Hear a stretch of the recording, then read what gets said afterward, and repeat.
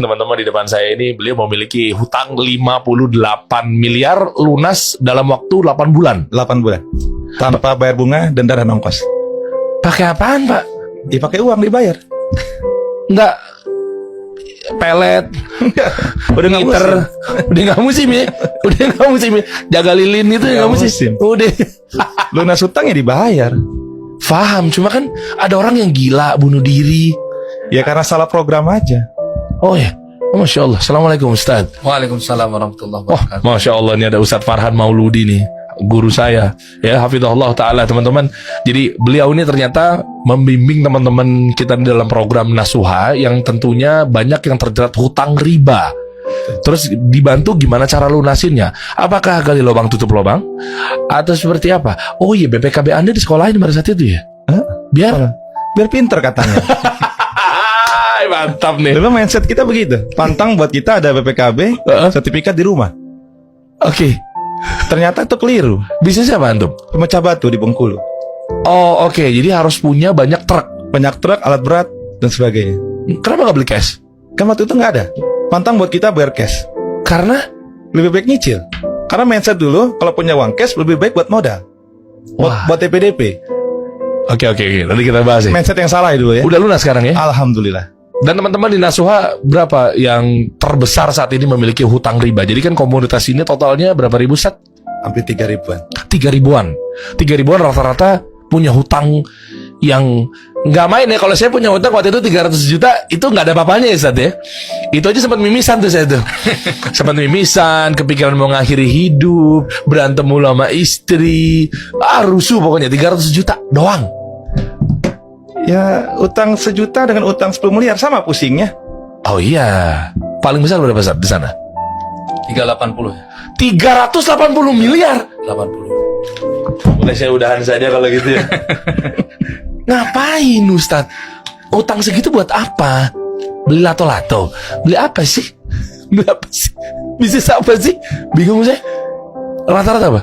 Itu beliau yang 380 di Semarang domisilinya. Dia seperti perusahaan sembako. Dia beli armada untuk memudahkan pengiriman. Salah bisnis. Dia berharap dengan banyak truk mempercepat pengiriman barang. Ketemu kita dengan truk leasing puluhan begitu, memberatkan cash flow dia. Sehingga utangnya jadi numpuk. Wow. Salah jalan. Oh, pakai bank ya? Pakai bank tentunya, bunga berbunga. Lo jaminannya apa? Tadi BPKB-nya kan dijaminkan, sertifikatnya dijaminkan. Rumah? Tentunya, Usaha? semuanya. Usaha bisnisnya? Ya pasti kolab akhirnya. Enggak, bukan. Maksudnya jaminan bisnis gitu loh. Enggak, sertifikat Perusahaan. sama BPKB. Oh, oke. Nah, mereka berharap dengan dia mensekolahkan banyak aset, bisa semakin tumbuh.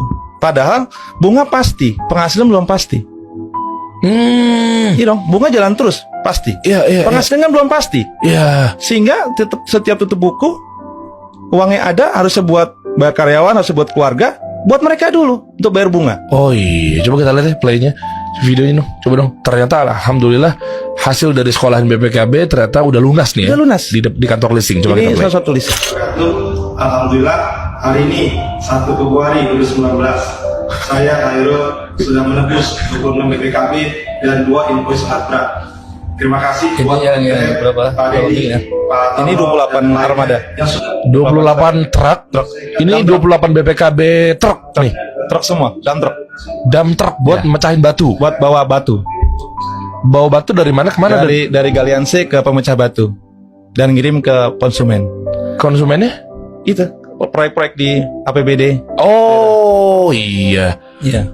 28 truk ya. Ini baru satu bagian, nanti ada lagi yang lebih besar lagi. Video yang Coba satu lagi. Anda banyak sekali ya BPKB-nya yang disekolahin pada saat itu ya. 63 totalnya. 63 BPKB. 63 truk. Assalamualaikum warahmatullahi wabarakatuh.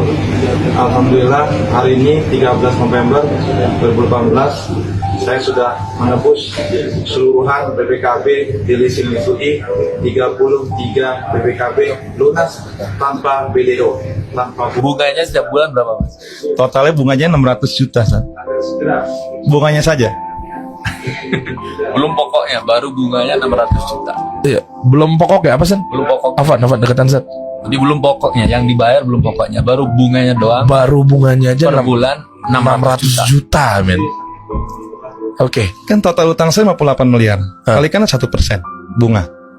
Udah Iya. 600 juta. 600 juta, iya. Itulah yang bikin kepala pusing, vertigo dan sebagainya. Alhamdulillah ketemu dengan teman-teman Nasuha, dirubah mindsetnya, 8 bulan selesai. Masanya pakai mindset, kayaknya sih nggak percaya, Iya. Ustaz. Afwan Ustaz ya, bukan kita bermasalah dalam akidah sama tauhid nih, insya Allah sih mantep lah insya Allah. Tapi iya, masa cuma sekedar mindset, kan ada ikhtiarnya. Misalnya musinin kah, atau bisnis yang para musinin atau donatur ini adalah sebagian laba bersihnya mungkin disumbang ke sini kah? Kan apa pakai sumbangan atau seperti apa, atau buka bisnis baru lagi? Lah boro-boro bikin masalah baru dong. Buka bisnis baru kan bikin masalah baru. Nah, kita bahas dari awal ya. Gimana cara keluar dari hutang yang 58 miliar ini. Beliau Dimas paling gede utang berapa Dim selama hidup? Nggak ada, alhamdulillah ya. Masya Allah ya. Secara fundamental. Fadal Ustaz. Secara fundamental, dasar dulu deh. Kebanyakan orang punya utang itu pengen cepat selesai. Oke. Besok harus lunas, Hmm. bulan depan harus lunas. Dan dia selalu merasa ketakutan. Oke. Padahal keyakinan dia itu yang harus diubah. Bahwa yang bisa menghadirkan solusi hanya Allah. Oke. Yang menurunkan rezeki hanya Allah. Termasuk yang menghadirkan utang itu juga karena Allah. Jadi kalau kita kembalikan kepada dalilnya, tentu di Al-Quran sudah disebutkan, ma asabaka min hasanatim faminallah, wa ma asabaka min sayyiatim famin nafsik. Semua yang menimpa kita akibat dari dosa kita sendiri. Maka termasuk utang ini, Imam Ibnu Sirin mengatakan, inni la'arifu dzambal ladzi hamala bihi alayya dain. Beliau seorang ulama di tabi'in, tapi beliau juga seorang pengusaha. Oke. Nah, beliau pernah punya utang. Dan beliau mengatakan, sungguh aku tahu efek dosa masa laluku yang membuat aku hari ini punya utang. Oh gitu ya Ustaz. Oke. Jadi orang-orang kalau punya utang, kalau kita muhasabah, pasti mereka punya dosa masa lalu. Nah, itu yang kita perbaiki terlebih dahulu. Misalkan sholatnya, apakah dia sholat subuh atau tidak. Kalau sudah sholat subuh, apa berjamaah atau tidak. Kemudian yang lain, apakah transaksinya riba atau tidak. Nah, biasanya utang itu memang mayoritas penyebabnya adalah riba. Oke. Dan itu sudah dijamin oleh Rasulullah SAW. Beliau mengatakan, ma ahadun aktsara minar riba illa kana aqibatu amrihi ila qillah. Tidaklah seseorang ingin memperkaya dengan cara riba kecuali ujung-ujungnya pasti bangkrut. Oh pasti ya Ustaz. Pasti bangkrut. Jadi utang bermain-main dengan riba itu pasti bangkrut. Pasti bangkrut. Kenapa? Karena Allah perangin dan tinggal nunggu waktu. Betul. Oh pasti guys. Pasti bangkrut. Hati-hati loh. Karena kan berpikir bahwa banyak orang-orang kaya top 10 menurut majalah Forbes misal. Ya kan, dia yang punya bank ini, yang punya bank itu. Sepertinya kayaknya bohong kalau nggak pakai utang, tapi sukses Ustaz. Di dunia mungkin. Oh.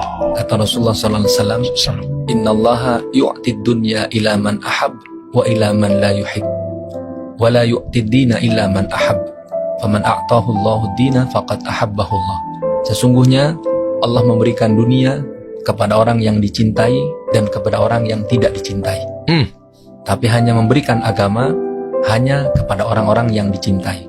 Maka barang siapa diberikan agama, dia telah dicintai oleh Allah Subhanahu wa ta'ala. Oke. Ada orang berpendapat, kenapa misalkan kawannya modalnya pakai riba, transaksi dengan rentenir, kok sudah puluhan tahun nggak bangkrut-bangkrut? Nah. Maka kita sampaikan hadis ini. Nah, itu menunggu waktu saja. Menunggu waktu saja. Karena kawan-kawan kita yang utangnya sampai misalkan kalau kita absen yang dibahas 1 miliar, nah itu kadang memang tidak masuk hitungan. Oke. Tapi kalau sudah di atas 10 miliar, biasanya prosesnya lebih cepat. Karena Oke. dia pernah menghasilkan uang segitu, kemudian pernah melakukan kesalahan. Jadi yang lebih banyak utangnya, insya Allah lebih cepat selesainya. Loh, kok bisa? Kan lebih banyak tanggungannya, tuntutannya, hutang itu sendiri dan seterusnya. Karena dia dipastikan pernah nembus di angka segitu proyeknya.